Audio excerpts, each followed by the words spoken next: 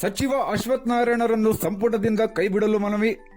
ಪಿಎಸ್ಐಗಳ ಅಕ್ರಮ ನೇಮಕಾತಿ ಮತ್ತು ಲ್ಯಾಪ್ಟಾಪ್ ಅಕ್ರಮಗಳಲ್ಲಿ ಶಾಮೀಲಾಗಿರುವ ಸಚಿವ ಅಶ್ವಥ್ ನಾರಾಯಣ್ ಅವರನ್ನು ಸಚಿವ ಸಂಪುಟದಿಂದ ಕೈಬಿಡಬೇಕೆಂದು ಒತ್ತಾಯಿಸಿ ಭಾರತೀಯ ರಾಷ್ಟ್ರೀಯ ವಿದ್ಯಾರ್ಥಿ ಒಕ್ಕೂಟದ ಜಿಲ್ಲಾ ಸಮಿತಿಯು ಮಂಗಳವಾರ ದಾಂಡೇಲಿ ನಗರದ ಸೋಮಾನಿ ವೃತ್ತದಲ್ಲಿ ಪ್ರತಿಭಟನೆ ನಡೆಸಿ ರಾಜ್ಯಪಾಲರಿಗೆ ಬರೆದ ಮನವಿಯನ್ನು ತಹಶೀಲ್ದಾರ್ ಅವರಿಗೆ ಸಲ್ಲಿಸಿದರು.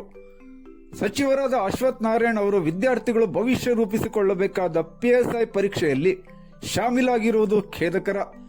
ಜೊತೆಗೆ ವಿದ್ಯಾರ್ಥಿಗಳಿಗೆ ನೀಡಬೇಕಾಗಿದ್ದ ಲ್ಯಾಪ್ಟಾಪ್ ನೀಡದೆ 150 ಕೋಟಿಗೂ ಅಧಿಕ ಹಣದ ಅಕ್ರಮ ಮಾಡಿರುವುದು ಬೆಳಕಿಗೆ ಬಂದಿದೆ.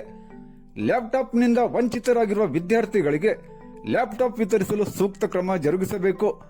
ಹಾಗೆ ಅಕ್ರಮದಲ್ಲಿ ಶಾಮೀಲಾಗಿರುವ ಸಚಿವ ಅಶ್ವಥ್ ನಾರಾಯಣ್ ಅವರನ್ನು ಸಚಿವ ಸ್ಥಾನದಿಂದ ಕೈಬಿಡಬೇಕೆಂದು ಮನವಿಯಲ್ಲಿ ಒತ್ತಾಯಿಸಲಾಗಿದೆ.